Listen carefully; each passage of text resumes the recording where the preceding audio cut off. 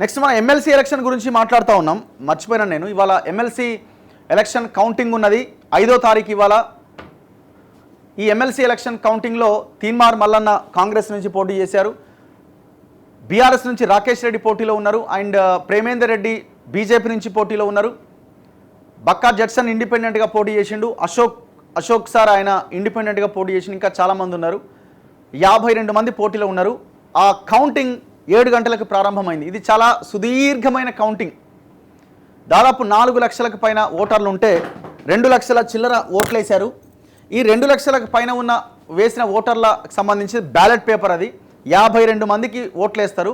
వాళ్ళు first priority, second priority, third priority ఇట్లా 52 మందికి వేసే అవకాశం ఉంటుంది. బట్ 1, 2 వాటి మీద నెంబర్స్ వేస్తారు. జనరల్గా ఓటర్స్ పట్టభద్రుడు, డిగ్రీ కంప్లీట్ చేసిన వాళ్ళు.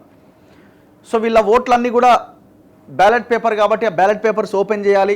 ఫస్ట్ ఫేజ్లో అవన్నింటినీ తీసి ప్యాక్ చేయాలి. చెల్లిన ఓట్లు, చెల్లని ఓట్లు. ఆ తర్వాత కౌంటింగ్ స్టార్ట్ అవుతుంది. ఈ కౌంటింగ్లో కూడా ఫస్ట్ ప్రయారిటీ ఓట్స్ లెక్క కడతారు. ఆ తర్వాత మళ్ళీ సెకండ్ ప్రయారిటీకి వస్తారు. ఎలిమినేషన్ రౌండ్స్ ఉంటాయి. ఇట్లా ఈ ప్రాసెస్ జరగడానికి ఒకవేళ ఫస్ట్ ప్రయారిటీ ఓటు లెక్కింపేతోనే అయిపోతే ఇవాళ అయిపోతుంది. ఇక సెకండ్ ప్రయారిటీ ఓపెన్ చేస్తే 2-3 రోజులు పట్టే అవకాశం మనకు లాస్ట్ టైం చూసినాం కదా. ఒకవేళ అదే ఉత్కంఠ పోరుంటే మాత్రం 2 to 3 days పడుతుంది. ఫస్ట్ ప్రయారిటీలోనే బయటపడితే ఈరోజే అయిపోతుంది. చూద్దాం. మా జర్నలిస్ట్ అనిల్ మనకి ఒక చిన్న రిపోర్ట్ అందిస్తూ ఉన్నారు. ఒకసారి అక్కడున్న పరిస్థితి మనకు అనుకుందాం. Over to you Anil. Nalgonda పట్టణంలో ఉన్నాం.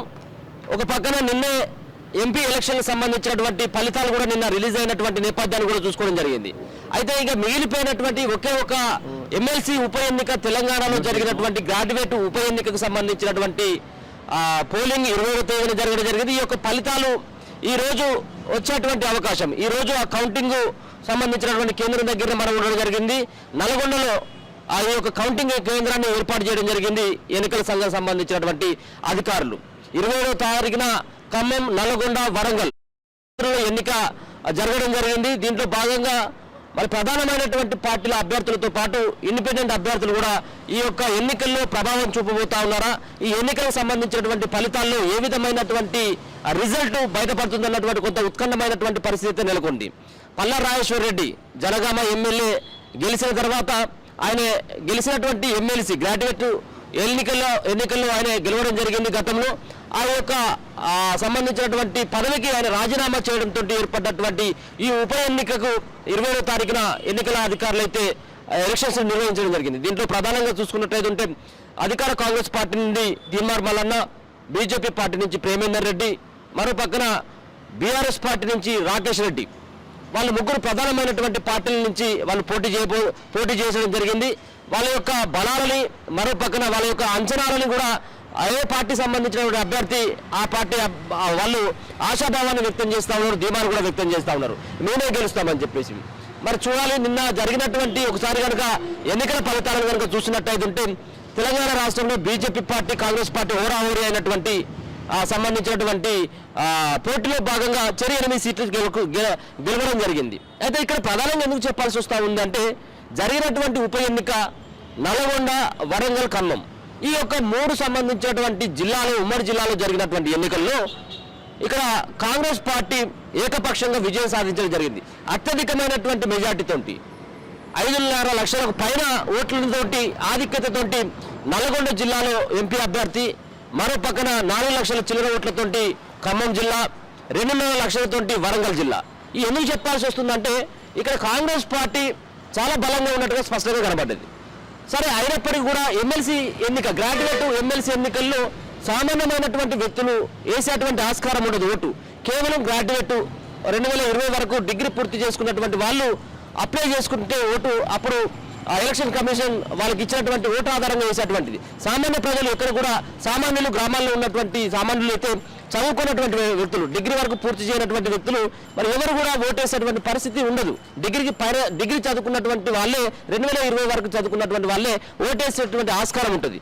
కాబట్టి ఈ గ్రాడ్యుయేట్స్ అంతా కూడా మరి కాంగ్రెస్ పార్టీ వైపు ఉన్న మళ్ళీ అన్నటువంటి ఆ సందేహం కూడా కలుగుతా ఉంది. గ్రాడ్యుయేట్స్ సామాన్యమైనటువంటి ప్రజలు ఏ విధమైనటువంటి కాంగ్రెస్ పార్టీకి ఈ 3 జిల్లాలో తీర్పు ఇవ్వడం జరిగిందో ఇక్కడ మరి గ్రాడ్యుయేట్స్ కూడా కాంగ్రెస్ పార్టీ వైపు ఏమైనా వెళ్ళడం జరిగిందా అనేది కూడా కొంత చూడాలి. ఈ వెనుక ఫలితాల తర్వాత ఏ విధమైనటువంటి రిజల్ట్ వస్తుంది అనేది కూడా చూడాల్సినటువంటి ఆస్కారం ఉంది. ఒకసారి కనుక చూసుకున్నట్లయితే దీంట్లో మొన్న జరిగినటువంటి ఎన్నికల్లో 4,63,000 మంది గ్రాడ్యుయేట్స్ అక్కడ ఉన్నటువంటి ఓట్లను నమోదు చేసుకుంటే గ్రాడ్యుయేట్స్ తెలంగాణ రాష్ట్రంలో ఉన్నటువంటి ఖమ్మం, నల్గొండ, వరంగల్ జిల్లాలో 4,63,000 మంది గ్రాడ్యుయేట్స్ ఉండడం జరిగింది.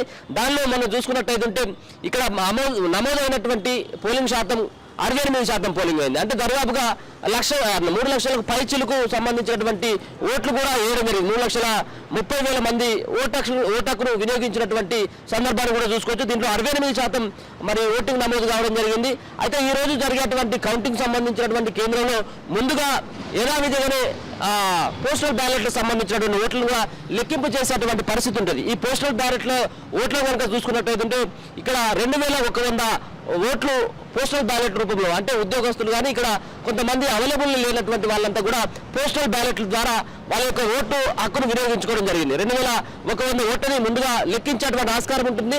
యథావిధిగా సాధారణ ఎన్నికలు కానీ ఎంపీ ఎలక్షన్స్కి సంబంధించినటువంటి ఫలితాలను వెల్లడించినప్పుడు పోస్టల్ బ్యాలెట్లు ఓట్లు మరో పక్కన ఏదైతే ఫస్ట్ రౌండ్, సెకండ్ రౌండ్ అన్నటువంటి ఉంటాయి.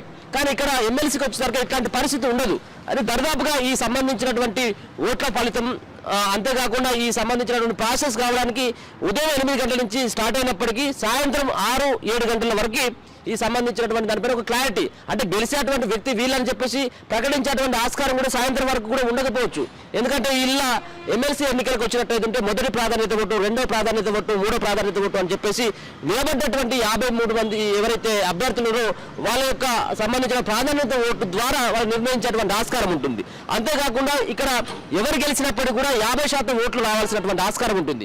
అది మొదటి విడతల్లో కానీ, రెండో విడతల్లో కానీ, మూడో విడతల్లో కానీ ఏదైనప్పుడు కూడా ఒక అభ్యర్థికి 50% ఓట్లు వచ్చేంత వరకు కూడా ఎన్నికల అధికారులు లెక్క పెట్టేటువంటి ఆస్కారం ఉంటుంది. ఇవి ఈవీఎంలో జరిగినటువంటి ఓట్లు కావు, అంతా కూడా బ్యాలెట్ పద్ధతిలో జరిగినటువంటి ఓట్లు. కాబట్టి ఒక్కొక్క సంబంధించినటువంటి ఏదైతే బాక్స్లో ఉన్నటువంటి వాటిని తీసి ఒక్కొక్క సంబంధించినటువంటి ఓటరు ఏ విధమైనటువంటి మొదటి ప్రాధాన్యత ఓటు ఎవరికేషన్లు, రెండో ప్రాధాన్యత ఓటు ఎవరికేషన్ అన్నటువంటి దానిపైన వాళ్ళు వర్క్ చేయాల్సినటువంటి అవసరం ఉంటుంది. కాబట్టి కొంత ఇది లేట్ అయ్యేటువంటి ప్రాసెస్ ఉంటుంది. అవసరమైందంటే రేపు సాయంత్రం వరకు కూడా ఈ యొక్క తుది ఫలితం వచ్చేటువంటి ఆస్కారం కూడా లేదు. ఒకవేళ కనుక మనం దీన్ని చూసుకున్నట్టయితే ఈ యొక్క కౌంటింగ్ కేంద్రంలో 606 తెలంగాణలో జరిగినటువంటి ఏమైతే గ్రాడ్యుయేట్ సంబంధించినటువంటి ఎన్నికల్లో భాగంగా ఖమ్మం, వరంగల్, నల్గొండ ఈ సంబంధించినటువంటి జిల్లాలో 606 బూతులను కూడా ఏర్పాటు చేయడం జరిగింది. 606 బూతుల ద్వారా వాళ్ళు ఎన్నికలు నిర్వహించడం జరిగింది. 606 బూతులలో గ్రాడ్యుయేట్స్ అంతా కూడా ఓట్లు వేసినటువంటి నేపథ్యాన్ని కూడా చూసుకోవచ్చు.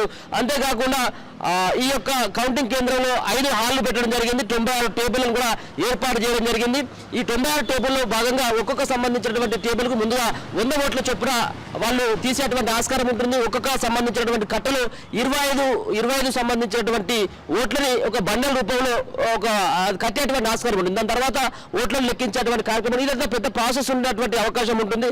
కేవలం అక్కడ పోస్టల్ ఈవీఎంలకు సంబంధించినటువంటి దాని దగ్గర అయితే మాత్రం కేవలం దాంట్లో బటన్ నొక్కినట్టయితే ఏ పార్టీకి ఎన్ని అనేటువంటి దానిపైన ఒక క్లారిటీ వస్తుంది. అది దేశవ్యాప్తంగా జరిగినటువంటి ఎన్నికలు కానీ అక్కడ నిర్ణయించేటువంటి కేవలం బటన్ ద్వారా ఏ పార్టీకి ఎన్ని అని చెప్పేసి మనం చూసుకోవడం జరుగుతూ ఉంది.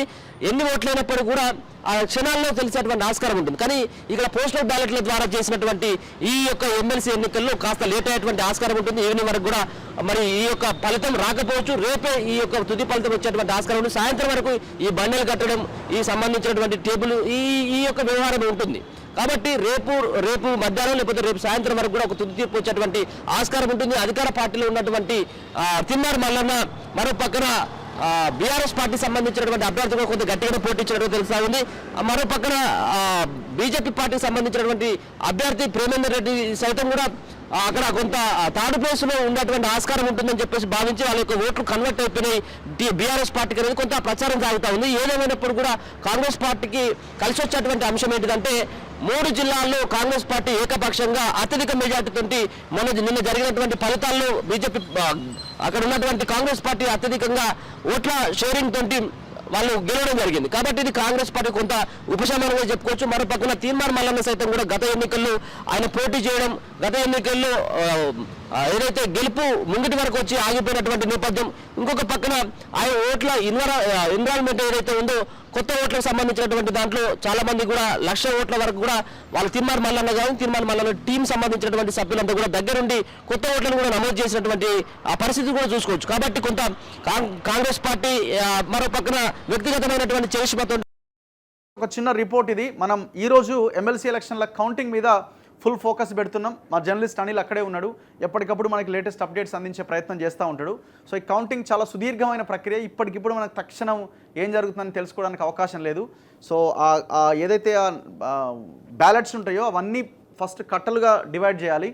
పోలైన ఓట్లు, పోలు కాని ఓట్లు ఇట్లా డివైడ్ చేసిన తర్వాత అప్పుడు కౌంటింగ్ స్టార్ట్ అవుతుంది. సో ఇదంతా కూడా చాలా సమయం పడుతుంది. పోస్టల్ బ్యాలెట్స్ కూడా వాటితో కలిపే కౌంట్ చేస్తారు. సో మనకు పోస్టల్ బ్యాలెట్ ముందు అట్లా ఇట్లా రావడానికి అవకాశం లేదు, వాటితో పాటే కౌంట్ చేస్తూ ఉంటారు. First priority vote first count చేస్తారు, ఆ తర్వాత second priority vote, elimination rounds ఇవన్నీ ఉంటాయి. సో ఇది చాలా సుదీర్ఘమైనటువంటి ప్రక్రియ. ఖచ్చితంగా ఎప్పటికప్పుడు వీడియోల రూపంలో మీకు ఎక్కడైతే కౌంటింగ్ కేంద్రం ఉందో నల్గొండలో అక్కడి నుంచి మనకి అప్డేట్స్ వస్తూ ఉంటాయి. ఫాలో అవుతూ ఉండండి. చలో మిగతా పేపర్స్లో